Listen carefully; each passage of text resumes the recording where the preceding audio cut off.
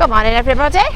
It's windy today. It's Thursday the 21st of May and today we're going to just have a quick walk up Rossall Beach and then we're going in the direction of Rossall School and the tank traps. Just a quick one today because it's a little bit windier than I thought it was, to be honest.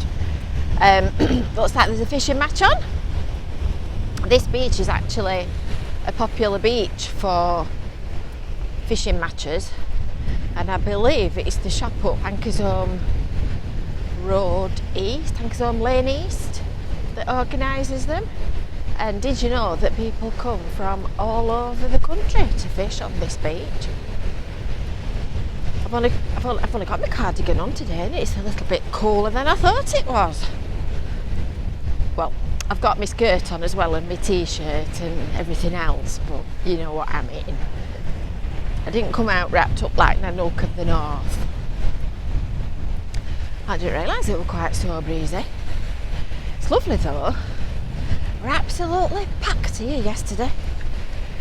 This prom was absolutely mobbed every bit of the day, and it's alright. I got a email back from somebody this morning that had received our weekly email newsletter saying that we were putting out the wrong information and that you can come to the coast. And the point that we were trying to make was, if everybody comes to the coast, you can't really social distance. So just use a bit of discretion. So we're going to go through the 5-bar gate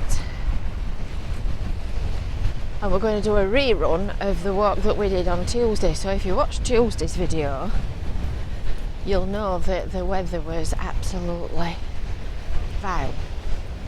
It was cold, raining. That day I did come out dressed up like Nanook of the North. I got to where the tank traps start and it started raining, so I switched the video off and quickly legged it back. And by the time I got back home, I was absolutely drowned. Just a little bit of rain on a windy day at the seaside goes a very, very long way. It's lovely when it's like this. In fact, you ought to watch those two videos back to back, so you want Tuesdays and this one. And really it's before and after. This is the point about social distancing. When you get to a bottleneck. Oh, and another top tip as well. When you come to the seafront, don't touch anything. Because everybody's touching all the notice boards and the gates and the walls and everything, and that's just a recipe for picking something up. So, oh, look at that. That is sea kale. Isn't that lovely? Goodness. And at one time we'd got a beautiful early dune starting to form on this beach. I found some pictures actually the other day of the plants that were growing. That's why we put those plant signs up, because the beach had been stable for such a long time that the plants had started to grow and establish. Sea kale is one of the plants that is capable of growing in such a harsh environment. We also had some California poppies one year, not California poppies, yellow horned poppies. They look like California poppies but they're not. I'll just show you this as well. We did an article about seaside gardening the other day, and in it I mentioned the Rosa rugosa, which is that one, and you can see what an enormous bank that's made. So if you're looking for something to grow, you can also see irises down there as well. If you're looking for something to grow in your garden, that's the good one. We've got that in our front garden and it does stand the weather.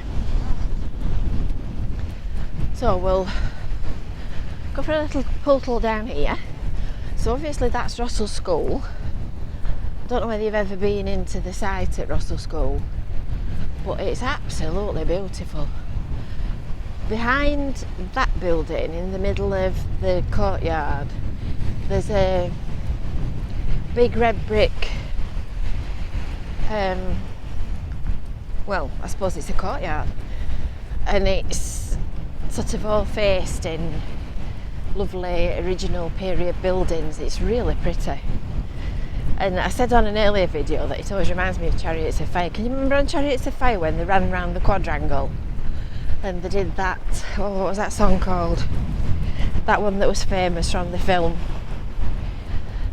Just puts me in mind of that. Morning.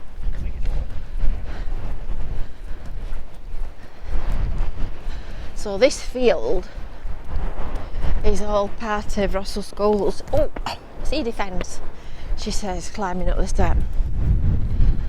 So you can see there, there's a big dip in the field where it's a bit more low lying, and that's all drainage land. You can see it's just full of grasses and wild plants, and that's just drainage land that's used for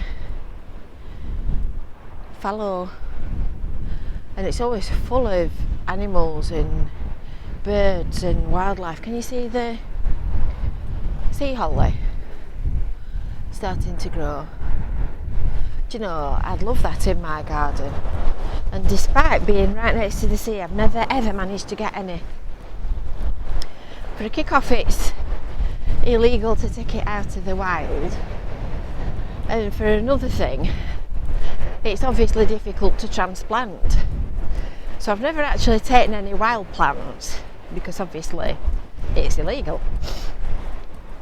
But our next door neighbour had got some growing in his front garden that he didn't really want, and he said to us, dig it up and plant it in your garden. So we did, and it died. Couldn't make it up, could you? Just look at this. We'll go down here and have a look at this beautiful sea. You can see why they've all got the coats on. It's not as warm as I thought. I've put some washing out this morning and it's lovely in our back garden, and then you come to the front and it's enough to freeze you. I love to see it like this. Isn't it nice? Woo.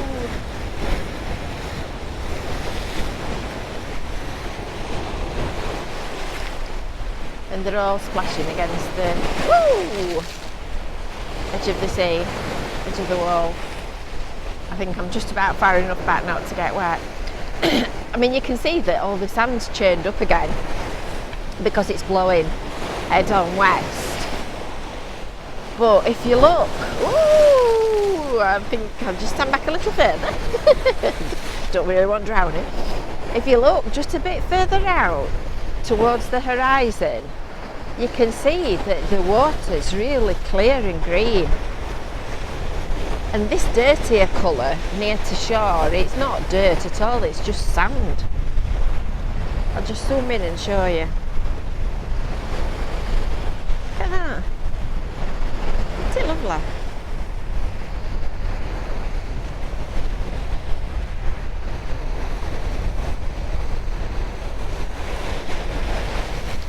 You can smell the ozone.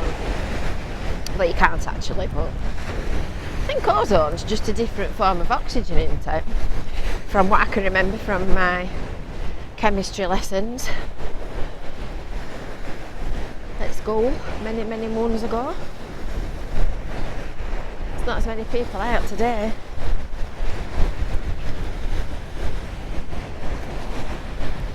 So this is the bit that's known as the tank traps locally. In fact, I'll go back up here because I just want to show you this bit over the back of here.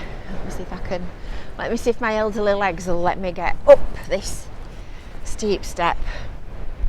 So I believe that this wall here is where Rossall School swimming pool was. So you can see why there's confusion surrounding the reasoning of these concrete blocks, because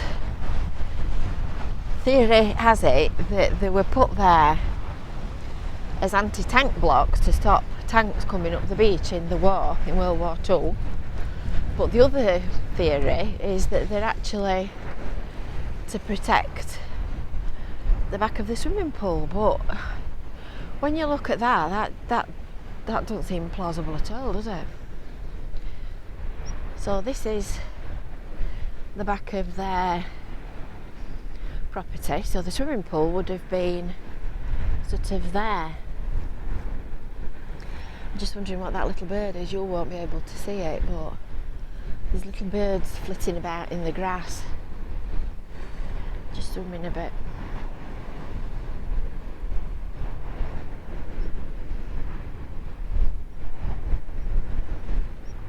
I mean, obviously it's all closed at the minute.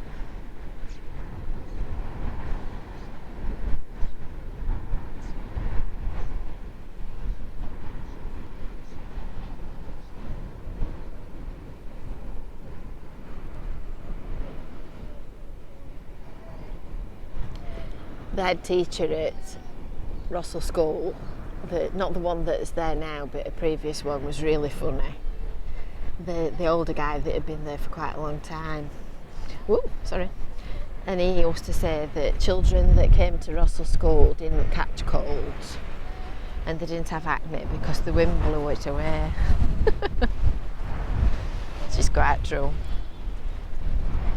So, I think before I end up getting blown away and this little film wobbles any further, we'll call that a day.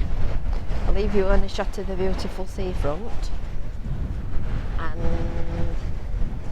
we'll see you tomorrow. Have a lovely day, and if you do go out, please remember to be careful and to keep away from everybody else. Bye for now. Bye.